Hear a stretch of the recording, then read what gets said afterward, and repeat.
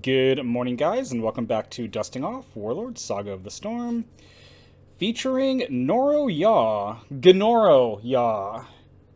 This is the first Dwarf Warlord that was ever released, all the way back in pre Saga of the Storm.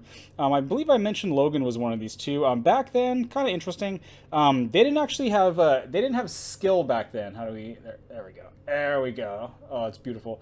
They didn't actually have skill back then. I believe it's web. The card web, I believe, is actually it's making a range strike instead of a save DC like it eventually got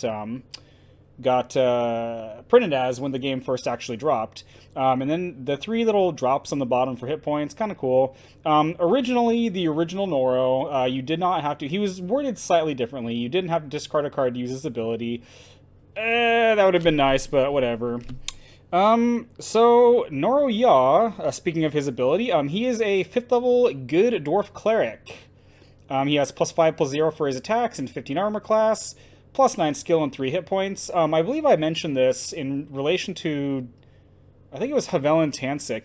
Clerics, not always, but a lot of the time, their attack stats they're not as good as fighters or rogues, but they're usually doable. Like, this is serviceable if you have to send them to the front lines. You don't want that. But if you do, yeah, much better than to be him than someone like Slayer the Unkind.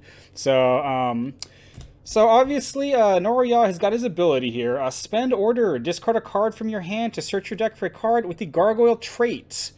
Show it to the other players and add it to your hand. I'm going to rant about that at some point if I can remember. All this guy really does is he goes and he looks for gargoyles. You farm it. Interestingly enough, this is not once per turn. So if you have a way to ready him, you can conceivably, and you have cards to spare, you can conceivably do this more than once. I don't think I've ever built him like that. I should probably try that sometime. But, yeah, so fairly straightforward for the most part. Gnorrow, you're farming gargoyles, and he's a cleric, so you got some buffs and you got some healing. We are going to be starting 2 copies of Wall and 3 copies of Defiance. You can replace the Defiances with Prophets, because they're a little bit more aggressive. The Defiances, they stick around fairly well, and you have the Walls. I do like Wall in this more than I like him, because the Defiances, generally speaking, they are going to die, and I don't really have any other level 1 characters in this deck. Assuming the Walls themselves don't get killed, their buff is actually, it's really nice for the Gargoyles. So, I believe those are some of the only non-Gargoyle cards. We do have a copy of Torn Yasar and a copy of Door to the World. The Door to the World isn't obvious. I actually don't even know if Torn should be in here. She's just in here because she's in here for several reasons. 1, she's a seer. 2, she's got her draw ability. And she's a 3rd level cleric, so, yeah, and it's ancients. I mean, come on.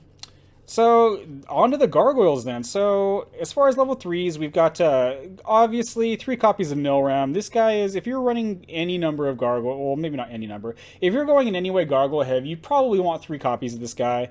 It is being reprinted in the box, I believe it's in the Box of Greed for the upcoming re-release of the game.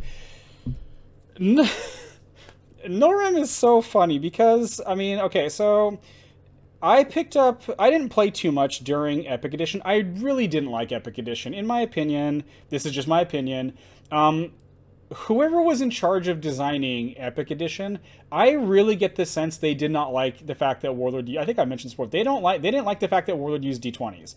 I do not know why you would put someone in charge of this game who does not like rolling D20s, because that's what makes Warlord.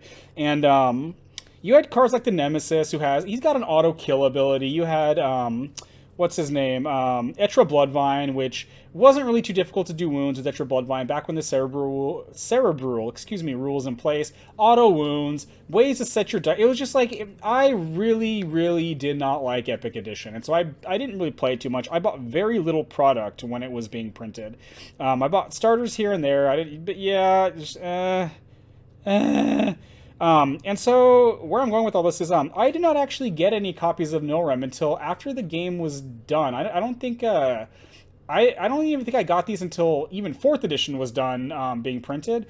And I picked my Nilrams up for a quarter a piece, 25 cents, because back then, yeah, there were a lot of people, because the game hadn't been dead for very long. It was only dead for, I think this was in 2013, 2012. I don't remember when it was.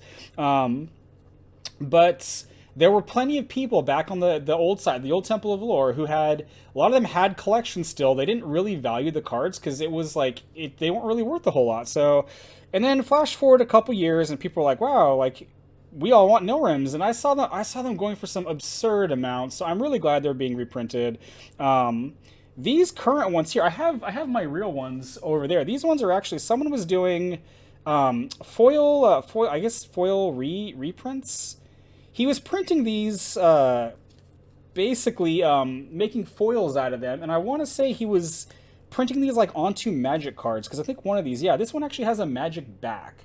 And so I thought these were kind of cool. They don't bend the way a lot of Warlord foils bend, especially some of the early ones. Those were the worst. It was the worst in hindsight. Like in when I first got a couple foils, because I didn't buy packs. I was broke when the game was first printed. I didn't have any money. I was in high school, and I think it was a Night Mist Cloak was the first foil that I got, and then they bend so badly, like they're unplayable because the card's functionally marked. So yeah, these ones don't bend, so it's nice. I'm way off topic. I'm sorry. It's one of those days where I just feel like talking. So yeah, since we're going gargoyle heavy, we got 3 copies of Nilram. Dwarf Seer, 2 hit points, whatever stats, +4 skill. Your other gargoyles have +2 attack, AC, and +2 skill. Very solid ability. They all stack together. It's awesome. The skill bonus in particular can actually be very, very helpful because a lot of the dwarf guys don't have very good skill. So skill is also important because we're also running 3 copies of Black Sand Gargoyle. This is an evil gargoyle that stealths into your rank and freaking jacks you up. You have to have a cleric in your army to play him, and opposing characters in the same rank as Black Sand Gargoyle get -5 attack, armor class, and skill. That's a really, really big swing. It is unfortunate that well, maybe not unfortunate, it's fair, I guess, that it only affects the rank he's in. So, say he's in rank 1, yeah, he's debuffing all their rank 1 characters, but the characters in rank 2 can still punch him. They're not suffering that -5 to armor class or to skill or anything, so, yeah, so we got some of those. His attacks are a +2, which is not very good. But again, the Nilrams buff that. In addition, if he's punching somebody in the rank he's in, functionally speaking, his attack is +7. So the Nilrams +2 skills, really important for this guy because his total stealth bonus is only +10, which is not... He makes it like half the time, but that's... He's only got 2 hit points. Nilram doesn't buff hit points, which, yeah... I'm waiting for the experienced version of Nilram with also giving +1 hit point. That'd be freaking awesome. So those are the level 3s. But most of the deck is higher level characters. So out of 4th edition, out of I think it's Sands of Oblivion, we got Sentinel Gargoyle. This guy, I didn't play this deck too much in this version when it first came out. Or for a long time. Minor Yaws used to basically be 5th level character farming. You would look for, I think it was Earth Elementals what I would grab to make my rank 4. And the rest of the deck was all just rank 5s because in the beginning we didn't have Nilram. And we didn't have things like Sentinel Gargoyle. Sentinel Gargoyle, I think this guy is awesome. +7, +4 attacks, which is great. 18 armor class base, awesome. Can't equip items, no one cares. +5 skill, 2 hit points. Dwarves adjacent to 1 or more Sentinel Gargoyle gain +2 armor class. So these don't stack with each other, but you can put one of them next. You can put 2 of them next to each other, and they'll both be AC 20, which is pretty awesome. And then the guys on the outside get +2 armor class as well. Very, very solid. I think running Gnorrow Gargoyle heavy. I actually, again, I believe I was playing that out of Stoneguard or Shonguard, however you pronounce it, because especially after he got reprinted, because he actually gave them a buff. And he had the Seer trait, which again I think is important. And Gnorrow doesn't buff them; he just finds them. And so, but yeah, now between a Nilram and Sentinel Gargoyle, I think very, very at least. Again, I'm a casual player. I'm not saying this deck is good, but this is just, yeah. But much more viable now because the Gargoyles stick around way longer with just those 2 cards, especially when you get multiple Nilrams in play. So that's awesome. We also have 3 copies of Brass Gargoyle. This is kind of just a beat stick. When he comes into play, he suffers a wound. His stats are not too dissimilar from Sentinel. He's got 1 more hit point, 4 less armor class. He suffers a wound when he comes into play, but once per turn, you can spend a cleric to remove a wound from him. The important thing about that is, yes, you can remove the initial wound, but in subsequent turns, you can keep doing this. So I'm a really big fan of this guy. Sometimes the no-rems don't have anything to do, and the cleric doesn't have to be next to him or within one rank. It's just you're spending a cleric, and you usually don't want to spend yaw to do that, so that's pretty cool. And then we have 3 copies of Magma Gargoyle. This guy, he's only in here because he's high level, and he's got 2 decent attacks. I'm really tempted to replace these with more stealthing gargoyles because, I mean, their ability to remove items, it's not that it's bad, it's that, I don't know, a lot of the time, the only time that's, let me rephrase, not the only time, but a good chunk of the time, that ability is only really good if it's someone who's building off of items, and this guy's, even with no realms, this guy's probably not hitting that guy in the first place, so, yeah, his skill is also +0, that sucks. These things originally, actually, which is kind of cool, when the game first came out, these first came out in Good and Evil, and originally you had to have Schoengard himself. Gnorrow couldn't even grab these in the beginning. When this guy got reprinted in 4th edition, it just says you have to control a cleric, so yeah, that means y'all can play them now. And then rounding it out, we've got a copy of Malachite Gargoyle and a copy of Slate Gargoyle. So the Malachite Gargoyle, he has Defend. Yeah, basically, when this guy is in play, you can't heal him, and gargoyles next to him can't be targeted with melee strikes. So if you shove this guy forward and park him next to something important, they have to kill, basically if they want to punch it, they have to kill this guy first, which is pretty cool, and he's got 4 hit points. His AC of 16 is, it's not terrible. And again, if you have a no-run of play and he's standing next to a sentinel gargoyle, he's AC 20, not unhittable, but yep, he makes your guys kind of resistant to melee strikes. And then Slate Gargoyle, you can't retrieve this from your deck, so you have to actually draw this. Really, I like this. Level 5 is okay. The reason I like this guy so much is just spend order, ready another gargoyle. It can be spent, it can be stunned, it can be in an opponent's formation. So a lot of times, using this to get extra strikes out of the Black Sand Gargoyles, I think is pretty nice. His stats are okay. 1+7 kind of sucks, but yeah, whatever.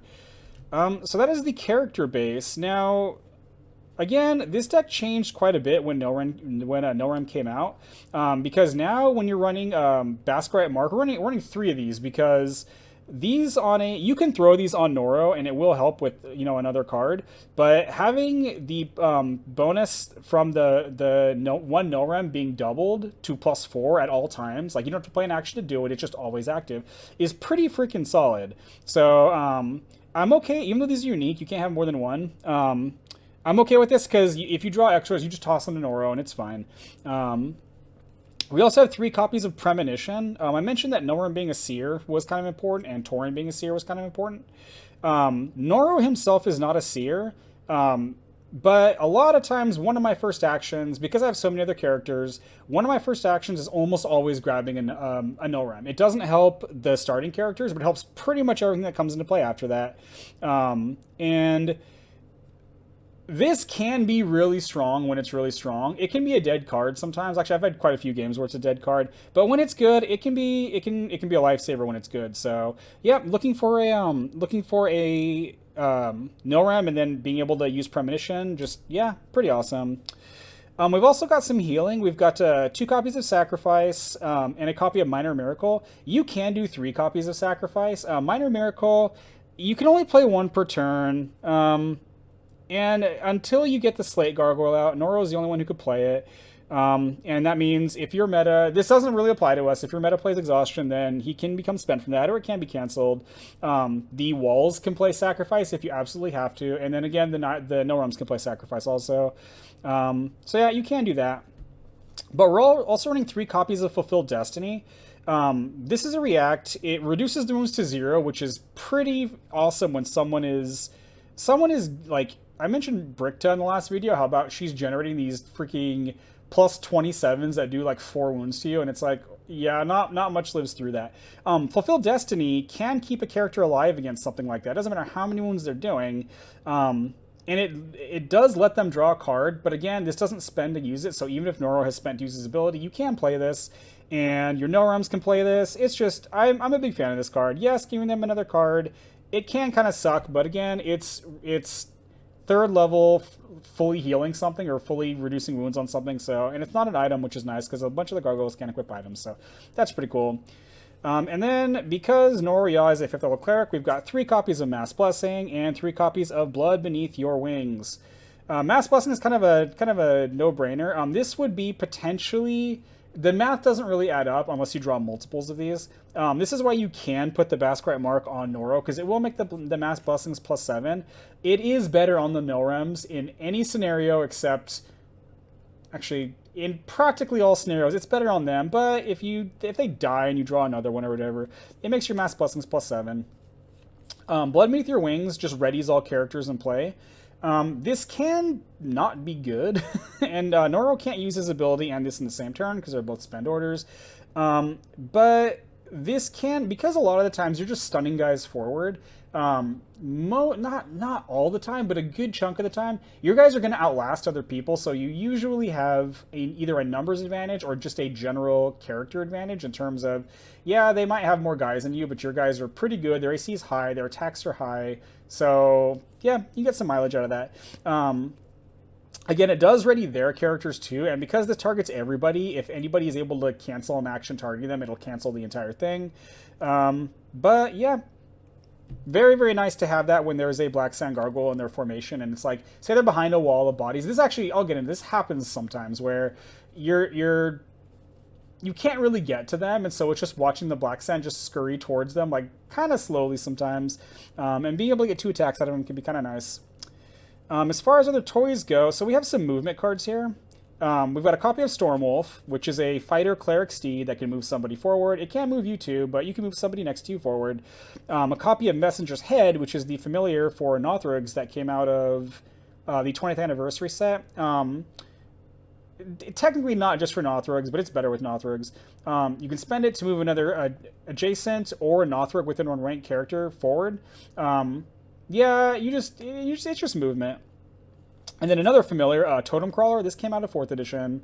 Once per turn, after an opposing character, it moves forward without spending or stunning. Move a character you control forward 1 rank. The trigger for that is fairly common. And these are both familiar, so you can't have multiples on Gnorrow. But again, the Gnorrow, they changed so much with this deck when they came out. The No-Realms can equip this, and yeah, it's level 6, so they don't even have to do any moving to do it. So, in addition to some movement, we have some more ready. We've got a copy of Hod's Legacy and a copy of Staff of Kizazi. The Staff, if your opponent has cards in their hand, you can start putting charges on it. And then once per turn, you can spend it and remove 4 charges to ready a lower level character.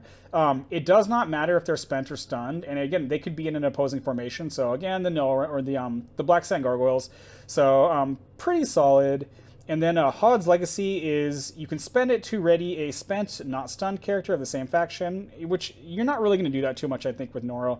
It's mostly unstunning at a lower level character, and so you can, when you stun the Sentinel Gargoyles up, because you just don't have enough movement, even with the Totem Crawlers and the Messenger Head and the Stormwolf, you can unstun it, so it's ready to go next turn. So I do quite like those. If you don't like Hod's Legacy, you can replace it with Shonguard's Mace, or you can run both. And again, because the No-Realms can equip items, and because it's level 7, if Zod has, or not Zod, sorry, if Gnorrow has Hod's Legacy, you can just give the Shonguard's Mace to one of the No-Realms, and he can just use it from there, which is kind of nice.